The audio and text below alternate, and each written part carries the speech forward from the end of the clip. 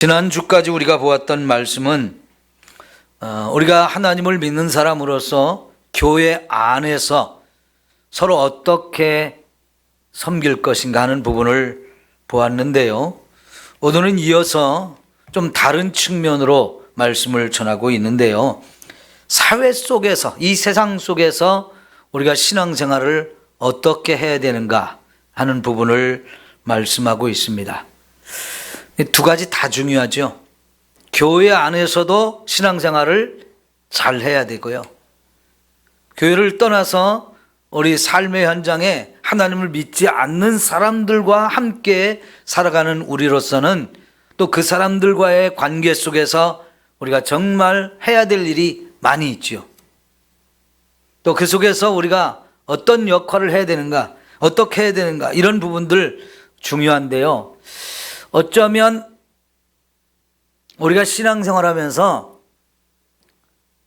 밖에 나가서 하나님을 믿지 않는 사람들과의 관계 속에서 실수하고 있는 부분들, 잘못하고 있는 부분들이 사실은 많다고 생각이 돼요. 그래서 오늘 말씀을 함께 보면서 우리가 부족한 부분이 무엇인가, 또 나 자신이 고치고 바꿔나갈 부분은 무엇인가 함께 좀 깨닫고, 그래서 저와 여러분이 어디에 있든지 하나님 자녀로서 멋지고 아름다운 이런 삶이 되고 칭찬받고 인정받는 이런 삶이 되었으면 좋겠습니다. 제일 먼저 말하는 것, 너희를 박해하는 자를 축복하라. 축복하고 저주하지 말라 그랬습니다. 저와 여러분이 하나님을 믿으며 살 때 그거는 분명히 하나님을 믿지 않는 사람들과는 분명히 다르게 사는 부분이 있어요. 삶의 방향도 다르고 목표도 다릅니다. 그리고 우리가 살면서 어떤 기준을 가지고 사느냐는 것도 다릅니다. 우린 천국을 바라보고 그 천국을 향해서 가고 있는 사람들, 이 천국이 우리 인생의 최종적인 목표죠. 그리고 이 땅에 사는 동안에 저와 여러분의 삶의 원리는 언제나 하나님의 말씀입니다. 그러니까 우리의 삶의 내용하고 또 믿지 않는 사람들의 삶의 내용은 다를 수밖에 없어요. 방향도 우리와는 정반대로 가는 사람들이기 때문에 믿지 않는 사람들이 우리를 볼 때는 손가락질하고 또 욕하기도 하고 혹은 박해하기도 하고 핍박을 할 수도 있습니다. 우리를 향한 세상이 우리를 대하는 모습은 언제든지 변할 수 있어요. 지금은 우리가 사는 이 나라가 우리를 크게 박해하지 않습니다. 그러나 가깝게는 우리가 코로나 시대에 정부가 교회 예배를 드리지 못하도록 교회를 거의 폐쇄하다시피 했어요. 근데 사실은 형평성으로 보았을 때도 그렇고 과학적으로도 보아도 그렇고 교회가 코로나 이런 바이러스를 옮기는 진원지가 아닌데 마치 교회가 코로나 바이러스를 일으키고 전파시키는 진원지인 것처럼 생각하면서 그걸 과학적이라고, 그게 증거가 있다고 하면서 교회 예배를 무조건 못 모이게 했어요. 그런데 형평성으로 보면 회사 다 나가고요, 대중교통 다 이용하는데 왜 교회 예배 모이는 건 그렇게 못 모이게 했는지, 이거는 정말 잘못된 거였거든요. 그래서 사실은 그 시대에 정부가 이것이 잘못됐다고 하면서 순종하지 않고 정부에 대해서 고발을 하고 이것이 잘못된 시행령이다, 잘못된 행정지도다 하면서 그걸 고발을 했지만 법원에서도 판결을 교회가 잘못한 것으로 이렇게 판결을 내렸어요. 사실은 너무나 잘못된 것인데 판결도 올바른 판단이라고 우리가 받아들이기가 어렵습니다. 여러분, 그 코로나 시대에 교회가 예배를 드리지 못함으로 인해서 평균적으로 전국적으로 10,000개의 교회가 문을 닫았다고 얘기해요. 여러분, 10,000개의 교회를 개척해도 이거 엄청난 일인데 만개교회가 문을 닫고 없어졌다. 이거는 보통 일이 아니거든요. 특히 요즘 같은 때 교회 하나 개척하는 게 얼마나 어려운지 몰라요. 아무리 좋은 환경과 상황 속에 있어서 교회를 개척한다 할지라도 그 교회가 이렇게 개척된 교회가 성장해 나가는 것은 진짜 어렵거든요. 근데 있던 교회들이 만 개가 문을 닫았다. 이건 너무나 심각한 문제입니다. 여러분, 지금 우리나라 신학교들이 정원이 다 채워지는 학교가 거의 없어요. 한두 개 정도만 정원이 채워지고 나머지 신학교들은 지금 정원을 채우지 못해서 참 힘듭니다. 얼마 전에 참 안타까운 뉴스가 있었어요. 전주 옆에 여기 한일 장신대가 있거든요. 그런데 거기가 지금 경찰에 조사를 받고 있어요. 총장이 그리고 교수들이 함께 짜고 자기들 가족, 친척 이런 사람들을 학생으로 등록을 시켜놓은 거예요. 거짓말로, 서류상으로. 왜 그랬을까요? 어느 정도 학생의 숫자가 채워지지 아니하면 정부의 지원도 받기 어렵고 학교 유지가 어렵다 보니까 정부의 지원도 받고 이렇게 하기 위해서 그렇게 한 것 같아요. 정확하게는 모르겠습니다만은 좀 그런 내용으로 뉴스가 나왔거든요. 왜 이런 일이 벌어질까요? 신학교에서 해서는 안 되는 일이 벌어진 거예요. 어떻게 신학교 총장과 교수들이 학생 수가 모자란다고 해서 자기들 가족, 일가, 친척 이런 사람들 학생으로 등록하지도 않은 사람들을 학생 등록한 것처럼 가짜 서류를 만들어서 이렇게 어느 정도 숫자를 채워가는 이런 짓을 했다는 거는요, 해서는 안 되는 일입니다. 근데 왜 그랬을까?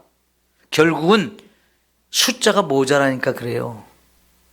그럼 여러분, 앞으로 교회가 목회자를 찾지 못하는 교회도 많아질 겁니다. 심지어 우리는 이미 부교육자들을 새롭게 찾으려고 하면 부교육자를 찾지 못하는 상황이 지금 아주 심각해요.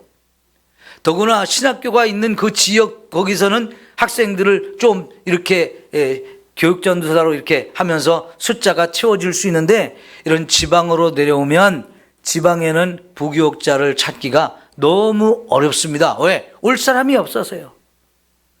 이미 우리는 그런 어려움을 겪고 있어요. 그런데 앞으로 담임 목사를 두지 못할 교회도 이제 점점 많아지는데요. 교회가 하나씩 둘씩 자꾸 폐쇄된단 말이죠. 그러는 가운데 만개교회가 2, 3년 사이에 없어졌다. 이건 심각한 일입니다.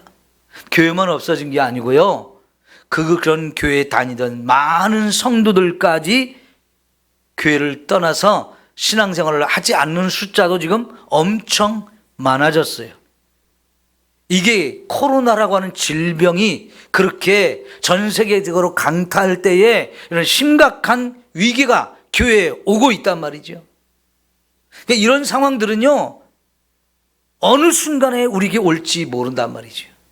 그러니까 우리는요, 세상에서 박해를 받을 각오를 하면서 신앙생활을 해야만 합니다. 그런 박해를 받을 때에 저와 여러분이 왜 박해를 받는지를 잘 생각해야 돼요. 왜 박해를 받을까요? 믿음 때문에 받는 겁니다. 다른 것 아니에요. 우리가 하나님을 믿는다는 것 때문에, 예수님을 믿는다는 것 때문에 박해를 받는 겁니다. 자, 그럴 때에 우리는 어떻게 해야 되는가 하는 겁니다. 마태복음 5장을 우리 한번 볼까요? 마태복음 5장, 이게 이제 우리가 얼마 후에 암송할 구절인데요. 1절부터 16절까지가 암송할 부분이에요. 그런데 우리 10절 볼까요? 마태복음 5장 10절. 시작. 의를 위하여 박해를 받은 자는 복이 있나니 천국이 그들의 것임이라. 나로 말미암아 너희를 욕하고 박해하고 거짓으로 너희를 거슬러 모든 악한 말을 할 때는 너희에게 복이 있나니 기뻐하고 즐거워하라. 하늘에서 너희의 상이 큼이라. 너희 전에 있던 선지자들도 이같이 박해하였느니라. 여러분, 여기 10절에 팔복의 마지막 부분이 뭐겠습니까? 의를 위하여 박해를 받는 것. 예. 의를 우리가 믿는다는, 의를 가진 사람들이기 때문에, 다시 말하면 하나님을 믿는 사람들이고 하나님의 뜻을 내 마음에 품고 그 하나님의 뜻을 따라 살아가는 것. 이 뜻의 의자, 옳을 의자, 이를 두 가지 다 가능한 단어이거든요. 우리가 옳은 길로 가기 위해서, 하나님의 뜻을 따라 살기 위해서 이렇게 살다 보면 세상은 우리를 박해하고 조롱하고 욕하고 거슬러 거짓말로 우리에게 죄를 뒤집어 씌우는 일들이 일어난다는 거예요. 11절에서는 이게 나로 말미암아 그렇게 표현했어요. 10절에서는 의를 위하여 표현했고 11절에서는 나로 말미암아 우리를 욕한다. 예? 예수님을 통해서, 예수님 때문에, 예수님을 믿는다는 것 때문에 우리가 이런 박해를 받고 욕을 먹고 우리를 거슬러 거짓말을 한다는 거예요. 자, 그런데 여러분, 여기 마태복음 5장에서 보면 이런 일을 우리가 당하면 그게 뭐가 된다고요? 우리에게 복이 된다 그랬어요. 그런 일을 당하는 것 자체가 우리에게는 축복이라는 거예요. 왜냐하면 10절에 보니까 천국이 그들의 것이다. 여러분, 이 믿음을 갖고 살 때 박해받는 것 두려워하지 않고 끝까지 믿음을 지키고 가면 결국은 천국이 우리의 것이 되어진다는 거예요. 뿐만 아니라 이런 일을 당할 때 우리는 기뻐하고 즐거워하라는 겁니다. 왜요? 하늘에서 하나님께서 우리에게 큰 상을 줄 것이기 때문이라는 거예요. 이런 일은 우리보다 먼저 신앙생활했던 믿음의 선진들 가운데도 그런 어려움을 겪은 사람들이 많은데, 특별히 선지자들도 이런 박해를 받으면서도 그 많은 사명을 잘 감당했는데 그 사람들 하늘에 갔고 하늘에서 하나님이 많은 상을 주신다라고 약속하셔요. 여러분, 박해받는 거 두려워할 일이 아니고 기뻐하고 즐거워하라고 그랬습니다. 그러면 여러분, 우리를 박해하는 사람들이 나를 박해하니까 내가 저 사람을 같이 미워하고 나도 뭔가 저 사람을 막 저주하고 이러면 되겠느냐? 안 된다는 겁니다. 오히려 그 사람을 축복하라는 거예요. 그 사람이 나를 힘들게 하는 건 맞아요. 내 것을 빼앗아가기도 하고 나를 죽일 수도 있고 나를 감옥에 집어넣을 수도 있고 내가 엄청난 고통과 아픔을 줄 수도 있어요. 그런데 인간적으로 생각하면 아우 저거 화가 나고 저 원수 같고 저놈 때려 죽이고 싶고 막 이런 생각이 들 수 있습니다. 이게 다 인간적인, 우리 인간이다 보니까 그런 생각을 다 가질 수 있는데, 오히려 그런 사람을 저주하지 말고 같이 맞서 싸우지 말고 그 사람을 축복하라는 거예요. 왜요? 이런 일을 당하는 것은 하나님이 저와 여러분을 축복하기 때문이라는 거지요. 그래서요, 오늘 이 말씀, 이제 아까 로마서 12장 다시 돌아가서요, 너희를 박해하는 자를 축복하라, 축복하고 저주하지 말라 라는 이 말씀을 더 구체적으로는 17절부터 보시면 더 확실하게 볼 수 있는데요. 로마서 12장 17절 볼게요. 아무에게도 악을 악으로 갚지 말라. 내가 저 사람이 나한테 악한 짓을 했다고 해서 나도 맞서서 그 사람한테 악한 일로 맞서 싸우지 말라는 겁니다. 네가 나한테 이런 나쁜 일을 했지? 그럼 너도 당해봐 하면서 이렇게 악하게 같이 맞서지 말라는 겁니다. 여러분, 구약의 율법 중에는 동해보복법이라는 이야기가 나와요. 눈은 눈으로, 이는 이로, 생명은 생명으로, 손은 손으로, 발은 발로 하는 이런 말씀이 나오거든요. 오늘 새벽에도 그 말씀을 보았어요. 내 눈이 하나 상했으면 나도 저 사람 눈을 상하게 할 수 있어요. 그 하나님의 율법에 의해서 그것이 허용되기도 했어요. 그런데 신약에 오면 그것도 하지 말라는 거지. 그러면 이건 뭘 하라는 걸까요? 모든 사람 앞에서 선한 일을 도모하라 그랬습니다. 선한 일을 도모하라. 저 사람이 나에게 악하게 했다 할지라도 나는 선을 베풀어야 된다는 거예요. 이 차는 기가 막힌 말씀 아니에요? 너무 어려운 말씀인 것 같아요. 저 사람이 나한테 악하게 해서 나 화도 나고 속상하고 손해도 받고 고통당하겠고 막 너무 못 견딜 것 같아요. 그럼 나도 그렇게 같이 맞서고 싶은 마음이 굴뚝같이 일어나지만 한 번 더 생각해 보면 우리는 그 사람 앞에서 똑같이 악하게 하지 말고 나는 선을 행하라는 겁니다. 만일 우리가 이렇게만 할 수 있다면 어떨까요? 정말 이게 멋진 거 아니에요? 너무나 놀랍고 세상을 놀라게 할 수 있는 너무나 아름다운 일이 아닌가요? 그런데 여러분, 이것을 예수님이 하셨어요. 예수님이 어디서 그렇게 하셨습니까? 십자가에서 죽으실 때 그런 모습을 우리에게 보여주셨습니다.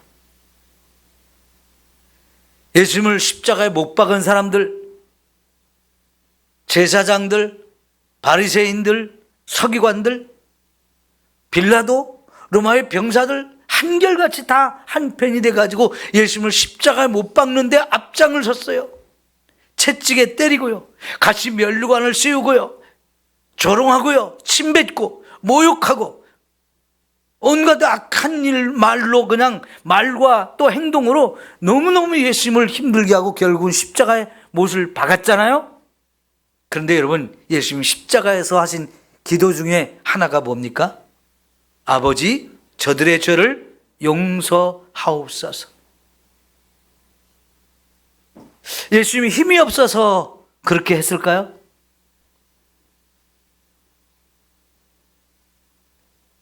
예수님이 힘이 없어서 그런 게 아닙니다. 잡혀가는 현장에서 칼을 빼가지고 맞서 싸웠던 베드로, 그걸 멈추라고 그랬어요. 칼을 집어넣으라고 그랬어요. 베드로가 그 종의 머리에 칼을 휘둘러가지고 귀가 떨어졌는데 그것을 주워가지고 예수님은 귀를 다시 붙여주셨어요. 칼로 일어난 자는 칼로 망한다고 하면서 이거 칼로 맞서지 말아라 그랬습니다. 지금 12영도 더 되는 천사를 불러와서 얼마든지 이 사람들 다 물리칠 수 있는 나다 그러시면서 그렇게 그런 일을 안 하셨어요. 오히려 예수님은 하나님께 기도하기를 이 사람들의 죄를 용서해 달라고 하잖아요. 왜요?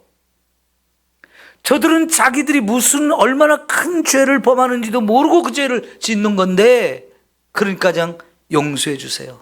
예수님이 이렇게 십자가에 죽는 이유가 그 사람들부터 시작해서 이 세상의 모든 죄인들의 죄를 다 용서해 주려고 그렇게 죽지 않아도 되는 분이 대신 죽어주면서 우리의 죄를 용서하시기 때문에 그걸 몸소 보여주고 실천하셨어요.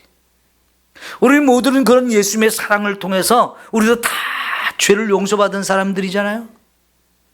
그러니까 저 사람이 나에게 악한 짓을 했다고 나도 분명히 그것을 갚을 자격도 있고 가격을 갚는다고 그래서 내가 잘못됐다고 말하지 못할 것 같지만 하지 말라는 겁니다. 오히려 그 사람한테 선을 행하라는 거예요. 누가 나 뺨 한 대 때리면 나도 뺨 한 대 때리고 같이 맞서 싸울 수 있잖아요. 근데 요즘의 법은요, 성경하고 달라요. 내가 한 대 맞았으니까 너도 한 대 맞아야 돼, 이렇게 하지 않고요, 쌍방과실이라고 하면서 두 사람 다 죄를 범했으니까 다 처벌할 수 있어요. 그러니까요, 져주고 오히려 선을 베푸는 것이 너무나 아름다운 결과를 우리에게 가져다 주죠. 그 다음에 말이죠, 19절을 보세요. 내 사랑하는 자들아, 너희가 친히 원수를 갚지 말고 하나님의 진노하심에 맡기라. 기록되었으되 원수 갚는 것이 내게 있으니 내가 갚으리라 하고 주께서 말씀하시니라. 원수를 갚지 말라는 거예요. 원수가 생겼는데 그 원수를 내가 갚지 말고 누구에게 맡기라고요? 하나님께 맡기면 그 하나님께서 대신 원수를 갚아줄 거니까 내가 갚지 말라는 겁니다. 그럼 내가 갚으면 이건 뭐냐? 하나님의 일을 내가 하는 월권행위예요. 그 사람을 심판하는 것도 하나님이고 재판장도 하나님이시고 그 사람에게 벌을 내리시는 분도 하나님이 다 하셔야 할 일인데 내가 그 사람 잘못했다고 그 사람에게 벌을 내리고 이런다. 이거는 우리가 할 일이 아니라는 거예요. 그 한 발 더 나가서 20절에 내 원수가 줄이거든 어떻게 하라고요? 먹여주라. 목이 마르면 마시게도 해줘라. 야, 원수한테 어떻게 이런 일을 할 수 있을까요? 저놈 아이고 잘됐다. 먹을 것도 없고 마실 것도 없고 굶어 죽어라. 목말라 죽어라. 얼마든지 우리 그럴 수 있어요. 내가 그런 마음 없어도 내가 그 사람한테 먹을 것도 마실 것도 안 주면 그 사람 굶어 죽을 수도 있어요.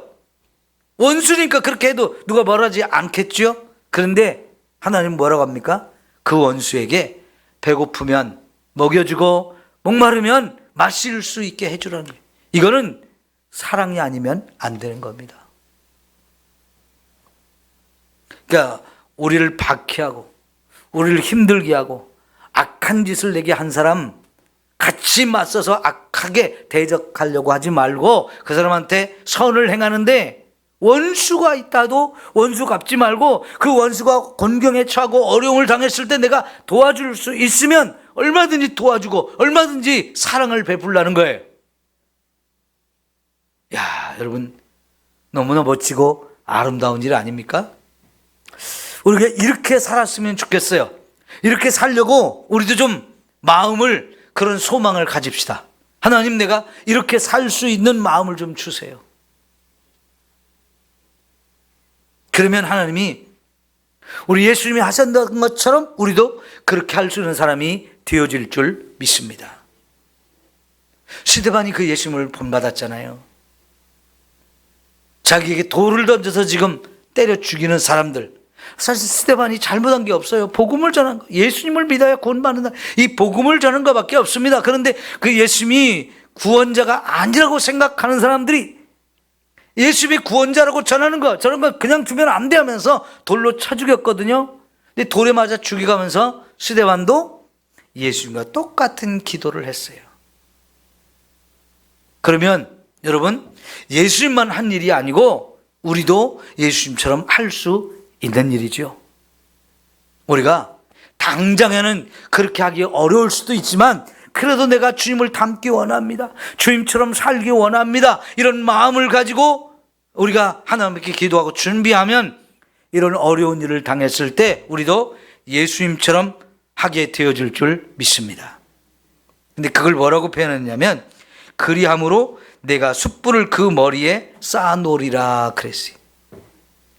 요즘에는 이런 걸 우리가 볼 수가 없고 또 우리 문화에서는 이런 일들이 없었기 때문에 쉽게 이해가 안 되는 표현인데요.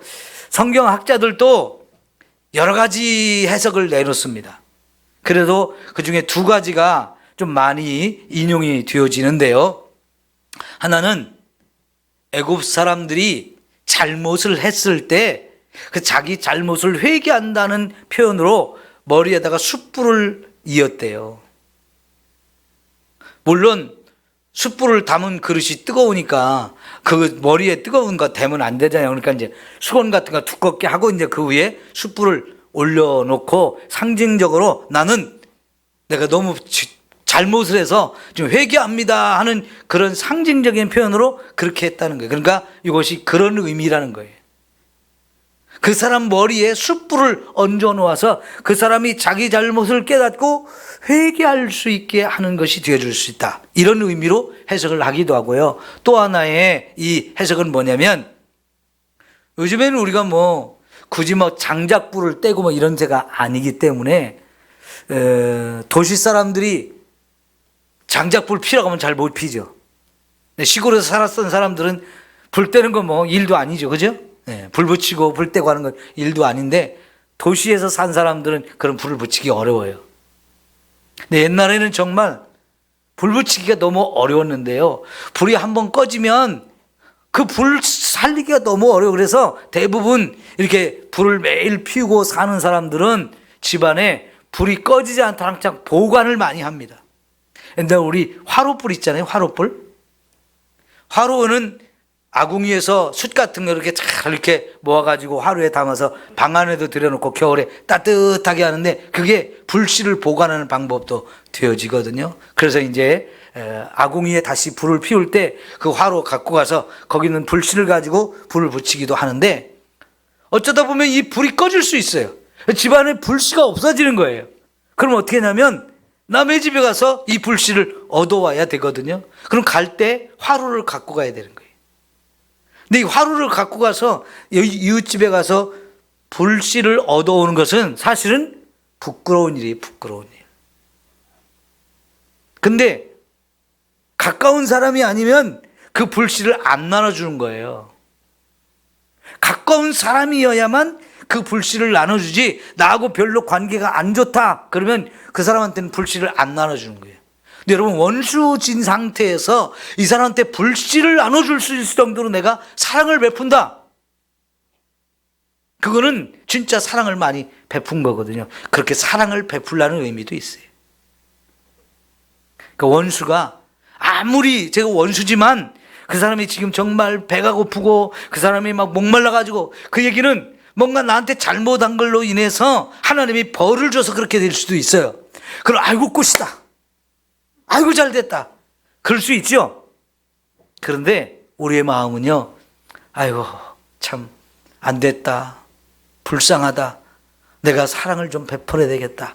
이런 마음을 가지면 그 사람을 회개하게 할 수도 있고 그 사람한테 내가 정말 사랑을 베풀어주는 좋은 관계로 회복될 수도 있다는 거지요. 사랑을 베푼다는 건 이렇게 좋은 거예요. 그래서 마지막 절에 뭐라고 말했냐면 우리가 악에게 지지 말고 선으로 악을 이기라 그랬어요. 그러니까 이 얘기는 뭡니까? 나에게 악한 일을 한 사람한테 나도 같이 악하게 대적하면 그건 내가 진 거라는 거예요. 근데 그 사람한테 내가 선을 베푸면 그 악한 것을 내가 이긴 것이 되어진다는 거지요. 얼마나 귀한 말씀이에요. 그죠? 우리가 악에게 지는 사람이 아니라 선으로 그 악을 이길 수 있는 사람. 예수 믿는 사람으로서 여러분 세상 가운데서 우리가 이렇게 할 수 있다고 하면 사람들이 볼 때 어떻겠어요? 야, 저 사람 예수 믿는 사람 다르다. 정말 달라. 예수 믿는 사람은 저렇게 멋있게 참 사랑이 많은 사람이구나. 사람들을 감동시킬 수 있고 사람들에게 그런 사랑을 베풀 수 있다면 우리 주님께도 영광이 되어질 줄 믿습니다. 우리 마태복음 7장을 보면요. 거기도 우리가 7절부터 14절까지 외워야 할 말씀인데 세상에서 우리가 소금이 되고 빛이 되어야 한다고 말씀하셔요. 그러면서 그 소금이 되고 빛이 되어야 될 이유가 세상 가운데서 맛을 내서 짠맛을 내는 사람이 되어야 되고 우리의 착한 행실을 통해서 사람들이 나를 보고 하나님께 영광을 돌릴 수 있게 해야 된다는 거예요. 우리는 세상 가운데서 다른 사람은 다 악을 행한다 할지라도 나도 같이 따라서 악을 행하는 자가 아니라 내가 빛된 사람으로서 소금된 사람으로서 짠맛을 내고 어둠을 비치는 빛이 되어지면 하나님이 나로 말미암아 이렇게 영광을 받는 자리까지 가는 거지요. 우리 이렇게 살기를 소망합니다. 하나님 앞에 나도 이런 사람 되게 해달라고 기도합시다. 근데 정말 우리가 이런 어려운 일을 당했을 때 정말 나는 너무너무 어렵지만 그 어려움을 참고 견디면서 세상에 이런 사랑을 베풀 수 있는 사람 우리 삼성교회 모든 성도들이 되기를 축원합니다. 두 번째요. 우리 15절을 볼게요. 15절. 즐거워하는 자들과 함께 즐거워하고 우는 자들과 함께 울라. 서로 마음을 같이 하며 높은 데 마음을 두지 말고 도리어 낮은 데 처하라. 스스로 지혜 있는 채 하지 말라 그랬습니다. 세상에는 즐거워하는 사람도 있고 우는 사람도 있어요. 즐거워하는 사람이 있으면 같이 즐거워하는 것, 그리고 우는 사람이 있으면 같이 울어주는 사람, 이게 예수 믿는 우리가 세상 속에서 그렇게 살아야 된다는 거지. 이 공감하는 거거든요. 공감 능력이 떨어지면요 사람들한테 욕을 먹습니다. 이 공감하는 마음이 우리에게 예민하게 좀 발동을 해야 돼요. 누가 정말 좋은 일이 생겼으면 같이 축하해야 돼요. 같이 기뻐하고 즐거워해야 돼요. 근데 여러분 보통은 어때요? 좀 축하를 해주면서도 속에서는 시기가 나고 질투하는 마음이 생기고 조금 안 입고 온 마음이 생겨요. 그래서 같이 즐거워하는 것도 사실은 쉬운 일이 아닙니다. 우는 사람하고 함께 같이 울어주는 것, 이게 정말 큰 은혜거든요. 근데 우리 예수 믿는 사람들은 이런 일을 잘 하는 사람이 되어야 해요. 특별히 교회 안에서 이런 걸 잘 훈련하고, 이것이 교회 안에서 잘 훈련되어지면 세상에 나가서도 저와 여러분이 그런 역할을 해서 이걸 못하는 사람들까지도 같이 해줄 수 있는 이런 역할을 우리가 해야 할 줄 믿습니다. 예수 믿는 사람들이 세상에 있을 때 축복의 통로가 되어져야 되는 거잖아요. 누가 정말 좋은 일이 있어, 기뻐하고 즐거워해, 그러면 같이 좀 즐거워하자고, 같이 기뻐하자고, 막 같이 박수 쳐주고 축하해주고 힘을 북돋아주고 막 얼마나 좋아요. 그리고요 정말 너무너무 슬프고 애통하고 우는 사람이 있으면 같이 가서 그 사람의 마음을 이해해주고 같이 울어주고 같이 시간을 보내고 격려해주고 위로해주고, 이런 것이 너무너무 필요한 거지요. 이럴 때일수록 정말 옆에 있어주는 사람이 정말 소중합니다. 근데 옆에 있어주는 사람이 없는 사람들이 있어요. 그때야말로 예수 믿는 사람들이 그 일을 해야 되지 않겠습니까? 여러분, 우리 성도들 가운데 초상이 나면 그래서 우리는 열일을 제끼고 가야 돼요. 그 사람하고 나하고 별로 친하지도 않아. 그래도 가야 됩니다. 그 사람이 우리 집에 안 왔어. 그 사람은 우리 집에 무슨 일이 있을 때 부조금이나 축의금 갖고 온 거 보니까 2만 원밖에 안 했어. 이런 거 따지면서 나 가고 또 나도 2만 원 하고 이러면 정말 이거 안타까운 거예요. 여러분, 교회 안에서는 지금은 아직 친해지지 않았지만 앞으로 친해져야 되는 사람들이에요. 그런데 제일 좋은 친해지는 기회가 뭐냐면 바로 이런 어려움을 당하고 좋은 일이 있을 때 같이 기뻐하고 또 같이 어려운 일을 같이 울어줄 수 있는 이런 일을 하는 사람, 그런 사람이 제일 친해지는 거잖아요. 근데 저 사람하고 나하고 별로 가깝지도 않고 내가 가려면 봉투 가져야 되고 자꾸 이런 거 따지고 그러면 관계가 깊어질 수가 없어요.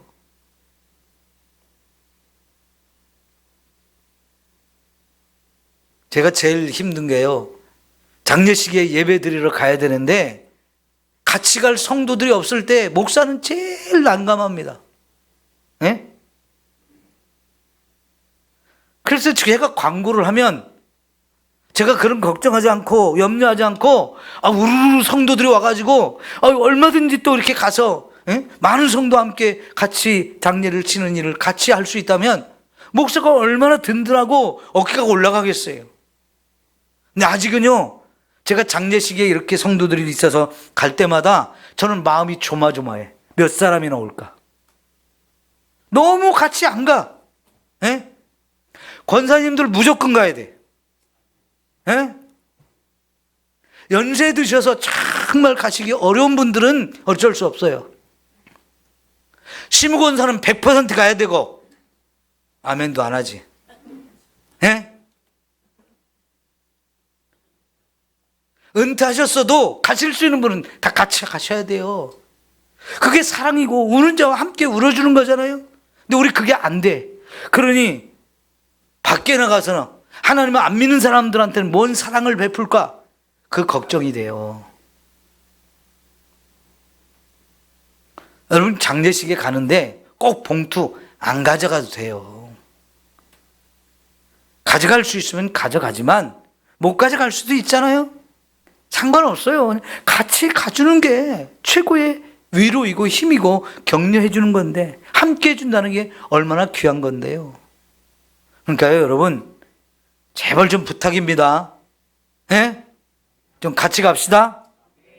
목사가 너무 힘들어 그럴 때마다.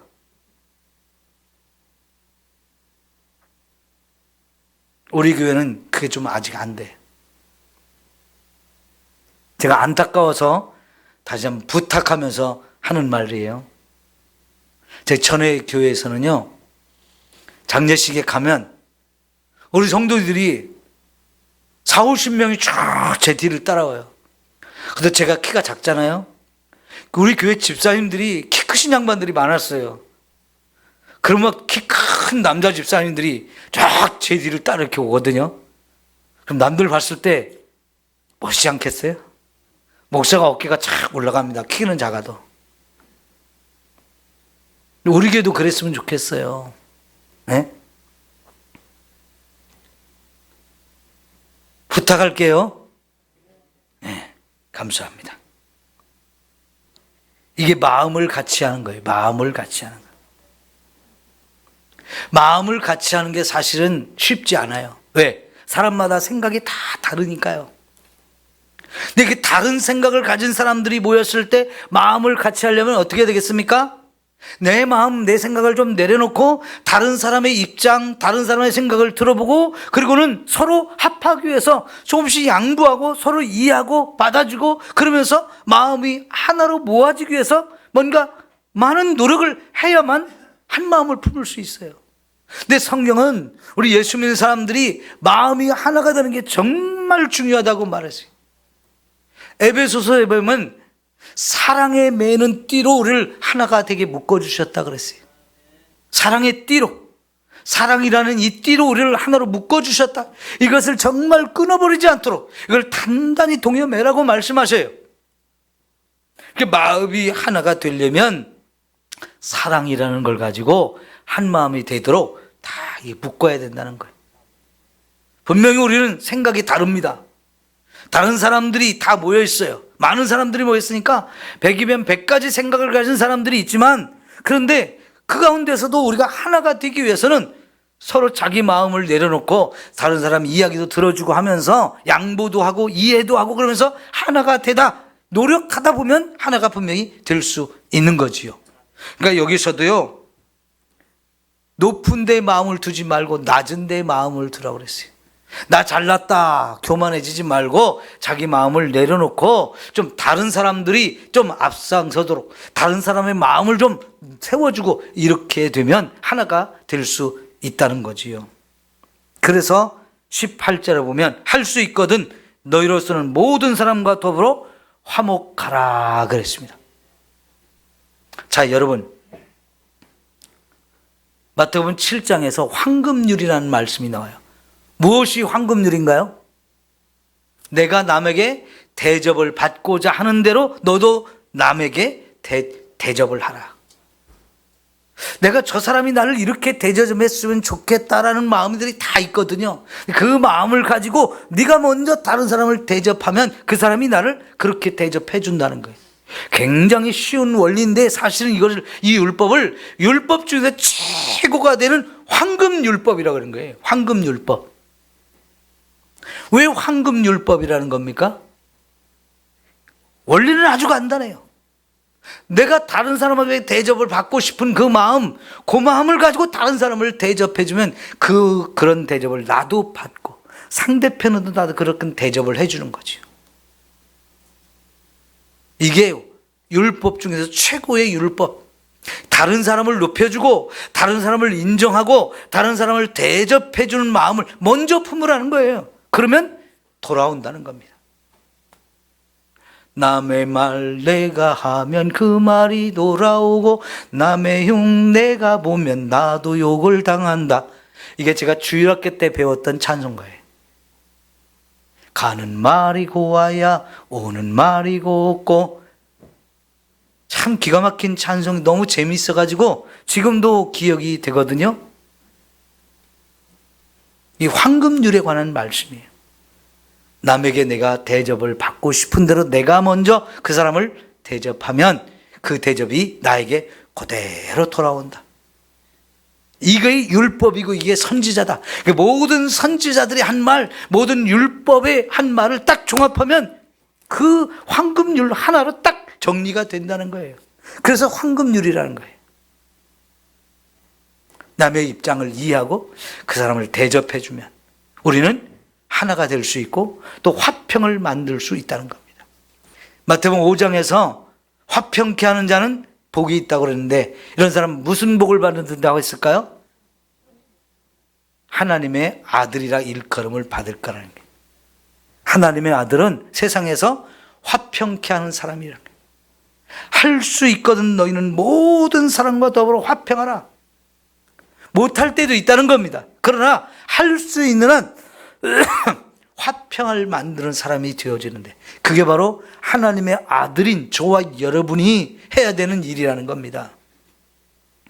그래서 마음을 같이 하는 것, 즐거워하는 자에게 함께 즐거워하고 우는 자와 함께 울 수 있는 이런 마음을 가지면 그게 서로 마음이 하나가 되고 사람과 관계 속에서 평화를 만들 수 있는 사람들이 되어진다는 거죠. 지금 우리나라가 제일 어려운 게 바로 이게 안 돼서 그래요. 네가 옳다 내가 옳다 서로 자기 주장만 하고요. 다른 사람들 얘기는 안 들으려고 그래요. 다른 사람들 얘기는 다 잘못됐다고 공격을 합니다. 이게 너무 심해졌어요. 우리 사회가. 정치하는 사람들 때문에 그렇게 됐어요. 괜히 그걸 따라서 국민들도 이 편 들고 이 편 들고 하면서 막 너무 심각하게 국민들이 다 그냥 갈라졌는데 이게 지금 우리나라의 제일 어려운 부분이에요.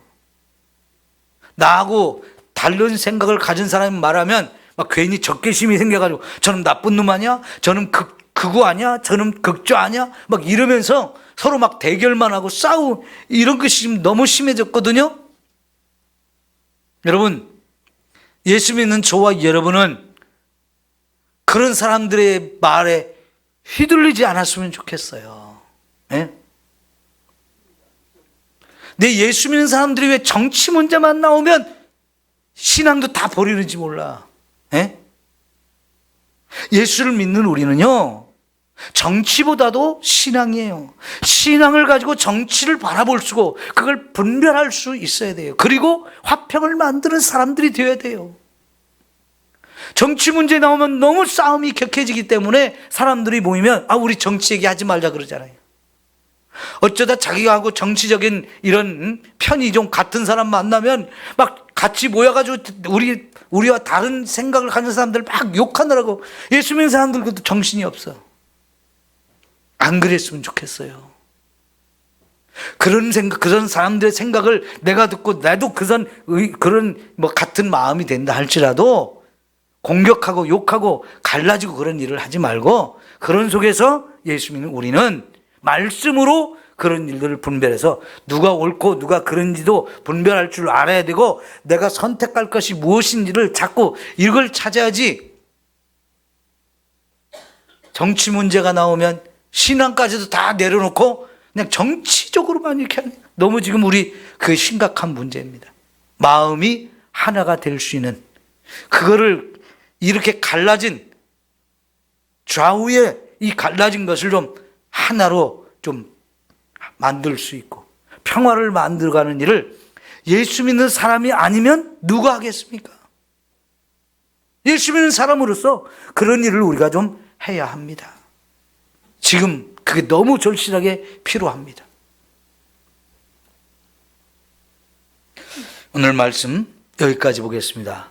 첫째, 박해한다고 해서 저주하지 말고 축복하면서 악한 일을 내가 한 사람일지라도 그걸 악으로 대하지 말고 선으로 행해서 악에게 지지 말고 선을 이 손으로 이기라는 것. 마음을 하나가 되어지느냐. 서로 평화를 만들면서 우는 자와는 함께 울어주고 기뻐하는 자는 같이 즐거워할 수 있는 이런 마음 두 가지를 말씀해 주셨어요. 이 세상 속에서 예수 믿는 사람으로서 이런 역할을 우리가 정말 해야 되는데 그런 역할을 할 수 있도록 깨어있기를 원합니다. 기도하겠습니다.